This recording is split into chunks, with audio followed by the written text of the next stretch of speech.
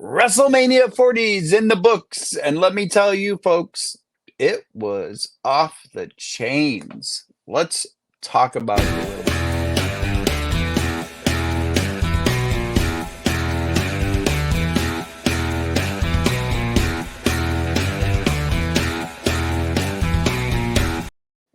WrestleMania 40 is over.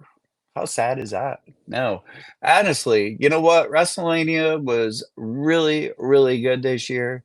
If you watched my prediction show, you were fortunate enough to have a pretty darn good idea what was going to happen going in. Night one did feel a little bit off, and I missed a few on night one, but I'll tell you what, it was still a good show. Rhea Ripley defeated Becky Lynch, which we did predict. I mean, that was a pretty easy one to predict. I didn't think that they were going to pull from Rhea right now, but I do got to say that match was it was a little disappointing. I just feel like that it didn't deliver quite to the degree that I would expect from those two. It was still a good match. Rhea, continues her reign, and from here, I think there's a lot of storylines we can build. We got a lot of people up and coming, and we have some people who are ready to step up into the next echelon of women's wrestling in WWE. For the tag team titles, a Town wins the SmackDown titles, and of course, Awesome Truth had to win the Raw Championship tag titles. That one we predicted. We actually got that one right, half of it, anyways. And that was a great moment for our Truth to get his WrestleMania moment. And Miz worked hard; he deserves it too. So. We had Rey Mysterio and Andrade defeat Santos Escobar and Dominic Mysterio. This match was okay. It was good.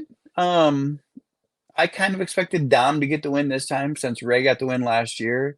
It does feel like they buried Dom a lot. I know the heels lose a lot in WWE, but I expected this to go a different direction. But it was still a good match. And WrestleMania is all about making the fans happy. And I think more fans were happy with that result, of course. But, what can you do? And then we had the match between two brothers, Jay and Jimmy Uso. This match was basically a super kick party. Um,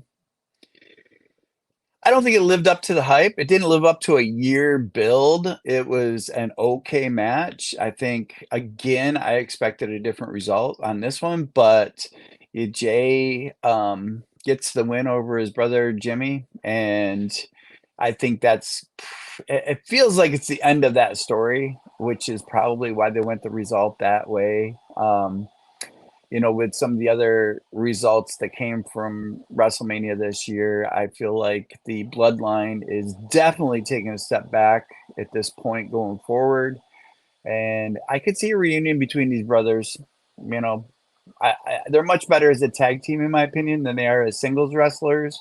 And I would love to see that going forward. And then we had the women take the stage with Bianca, Jade Cargill, and Naomi, and they took care of business against Damage Control, which is exactly what we expected. And what they did do here is exactly what they needed to do, which was create a aura about Jade that she would be a force to contend with going forward. I'm sorry, guys. I am not a fan of Jade's work at this point. I wasn't in AEW and I'm not in WWE so far. I get what they're trying to do. The fact that they put her in this, 6-woman tag match just tells me they're not ready to, you know, just let her take the reins and go for sure. So hopefully she continues to improve and she does have a great look. And I feel like she will be successful in WWE because that's what they do is build up and create stars. She was built up as a big thing, a big deal star in AEW as well. Um, we'll see. I think the opportunity's there for her, and we'll have to see what exactly does happen because it could go either way with Jade. She could just disappear in the middle of the night, or she could become a star and be challenging Rhea Ripley or our other champion, which we'll talk about in a little bit. So, and then Another one that I got wrong was I didn't expect Gunther to lose his title to Sami Zayn. I mean, it's another one of these good feel good moments, and that's why they did it. Plus, I'm sure they have some storylines planned. No matter what situation you put Sammy into, he will excel and make the most of it. This match was great match. Got the result that the people wanted, which was Sami Zayn with the championship. Um, he's the Intercontinental champ, folks, so we'll see what happens from here. And of course, the main event of the evening was Rock and Roman Reigns versus Cody and Seth Rollins. This went exactly as I expected. If they were going to let Cody finish his story, they had to at least give Rock and Roman the win here. It wasn't a definite that that's how things were going to roll out the next night, but it definitely set up day two to be what it was, which was an amazing night of professional wrestling and a lot of a collection of amazing WrestleMania moments on day two, which we'll talk about here in a minute. But this match came down to pretty much just exactly what I expected. And Rock got the pin on Cody. There was definitely some, shenanigans going on as expected to get to that result.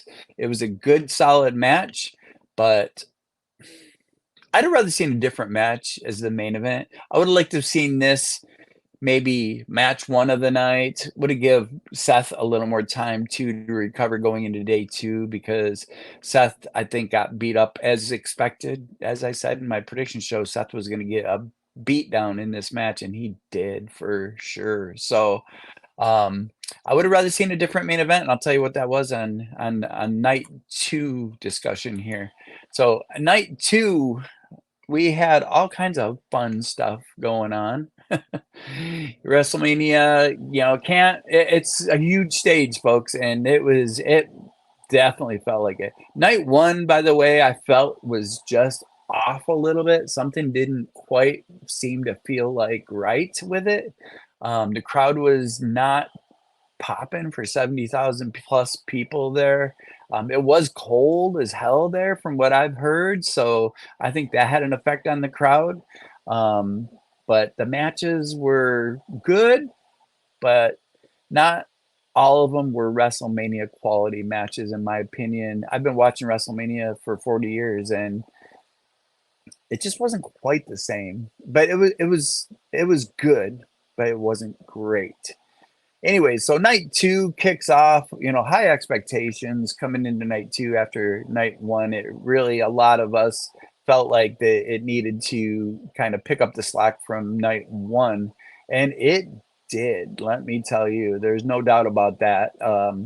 We had CM Punk come out, join as a special guest commentator. Not a surprise there. The crowd popped for him. And then a big surprise, Stephanie McMahon came out and addressed the crowd and talked about the new era, the new Triple H era. This one surprised me a little bit just because of some of the things going on, obviously behind the scenes with her father. The crowd gave her a great reception, and Stephanie's always got a great hype ability to really hype an event. So she came out and she did that. I feel like it might potentially be a little tone deaf to bring her out there with everything that's going on. I'm not sure if it was a great idea to bring her out. Is she back? She might be. She might be back. Um, WWE's been defiant in the past, and they're definitely defiant again here. It may not be a popular opinion, but I feel like it's tone deaf to send her out there. But you know what? That's my rant for today because I was not impressed that they would send her out there.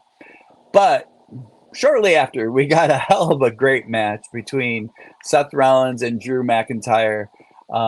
Spoiler alert, we predicted the entire day two correctly, 100% every single match. So we were dead on there. And I think that my predictions were a great direction for WWE post WrestleMania to go. And I guess Triple H and, people there thought the same thing. So, yes, so that means Drew McIntyre got the win here. Seth was beat up from the previous night, took a beating on night one, and coming into night two, the very first match, had to go in there and defend his title against Drew McIntyre. Drew basically was like playing a video game and did his finisher over and over and over. Seth kicked out over and over and over. Seth got his finishers in over and over. Drew continued to get back to his finishers and got the win eventually in a pretty brutal beating, and took the championship, the World Heavyweight Championship, away from Seth.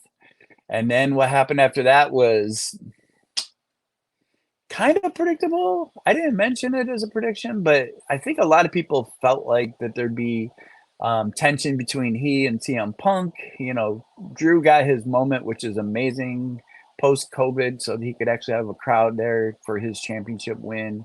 He went over to the commentary desk and had to taunt CM Punk and get in his face and just continued to taunt. And finally, Punk lost it in Punk fashion, ripped his brace off of his arm and put a beat down on Drew. And of course, what happens next is Damian Priest comes running out with his briefcase, his Money in the Bank turn in, and basically in 10 seconds beat Drew, and now he's the World Heavyweight Champion. Short-lived title reign for Drew, that's for sure. It was exciting though, and I think that people really enjoyed Damian finally turning in the briefcase at the right time. He did not squander it. He is your new world champion, and just imagine the stories we have going forward with him in position as world heavyweight champion. It's going to be fun, no doubt about it. We got Snoop Dogg as a special guest commentator, and we had the hardcore match coming up, the street fight, the Philly street fight, and who would be the best guest referee possible for that? ECW's finest, Bubba Ray Dudley, comes out as a special guest referee. That was a great moment. There was a moment in the match where he just stuck the glasses on with the tape, and it was just kind of a cool moment, and the crowd was chanting ECW. We had Bobby Lashley and the Street Profits going against the Final Testament, and this went exactly as we expected as well. Bobby Lashley got a couple cool moments in WrestleMania, got his victory, kind of made up for last year's mess where he was just a pre-show guy, where, you know, Bobby Lashley deserves better, and he did get his moment this year. And then the match that disappoints me, I guess you could say.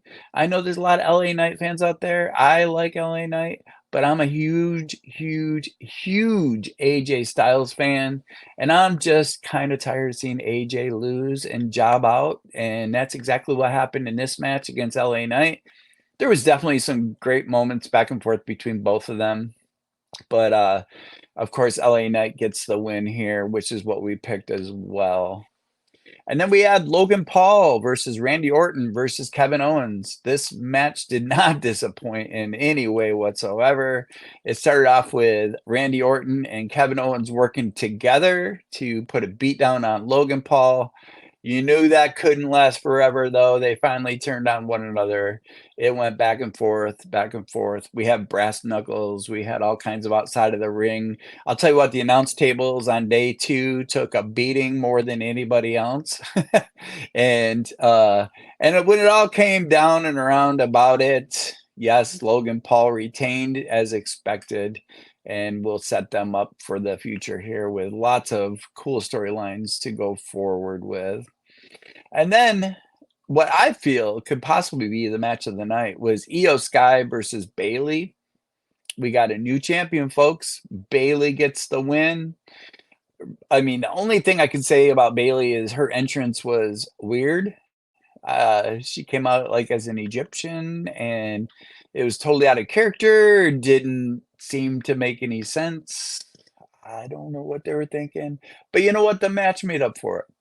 This should have been main event of night 1, in my opinion. I mean, Bayley always puts on a great match, and at WrestleMania, she turns it up notch 10, I'll tell you, and she always does. And this was a great build leading into this match, which I honestly feel a lot of times is how you get a good match, is you need that good build, and it's one of the criticisms that many of us have against some of the AEW storylines sometimes is that there's not enough build. We get amazing matches, but the build isn't there, and the match feels a little empty because of it. Well, this one didn't disappoint, and now we start the reign of Bailey once again, and I'm excited to see what we do with it. So then we head to the main event, and Cody makes a glamorous entrance as always, and this time with his wife, Brandy Rhodes. Um, I think she whispered to him something about "Go finish your story," which we were all waiting for, right? And we were not disappointed. This was really something else, I'll tell you. Um, Going into this match, if you watch my predictions, you know that we were expecting an overproduced match with tons of run-ins, tons of fighting outside of the ring, tons of situations where, you know, there'd be distractions and there'd be people involved, in the match, and we'd have 100 false finishes, which we really did have. Most of us weren't falling for them because we knew that we were still waiting for more to happen. Of course, we got John Cena out there. We got The Rock out there. We got The Undertaker, which was a surprise. That's a name I didn't mention. I feel like that spot was Stone Cold spot. They couldn't get Stone Cold, so they put The Undertaker in that spot, but it was still a great moment, and the entire match was entertaining, and you just didn't know what to expect next, but it really didn't, disappoint. It delivered on all aspects. Roman Reigns looked as good as he's ever looked in the ring. If I have any criticism, I would just say that I think they should have given Roman Reigns more of a moment at the end, I mean, just to celebrate this long reign of over 1,300 days. So, I would love to see Roman get back up in the ring and just maybe take a moment for himself, for the crowd to acknowledge him. Yeah, no pun intended, but actually pun intended. Yeah. Um, but they didn't do that. They focused on Cody finishing the story and all the people coming out. Even Randy Orton was out there, which I was surprised.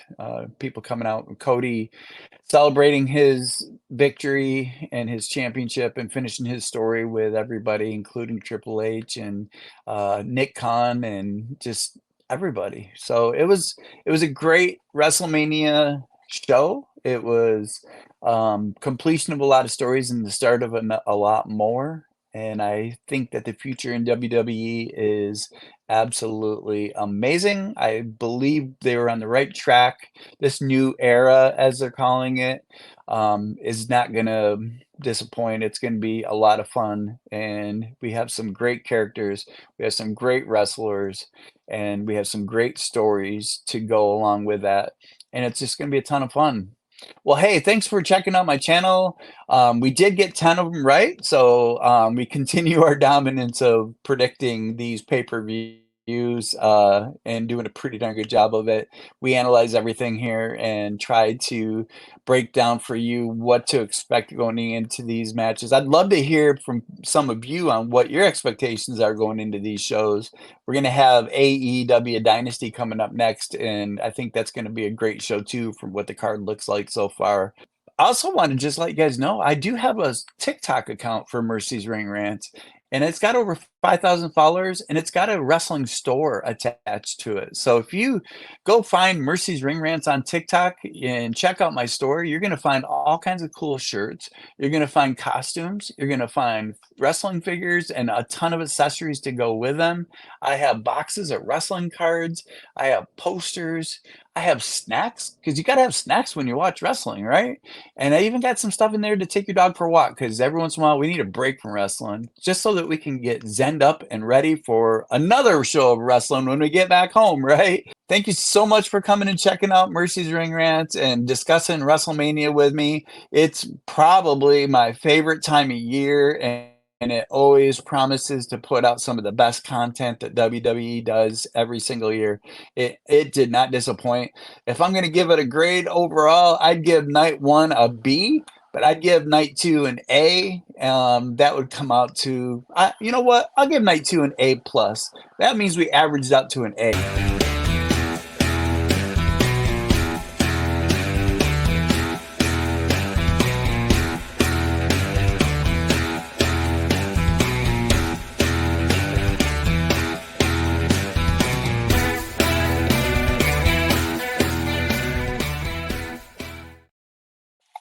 I did say we need snacks, right? Snacks. I love my snacks.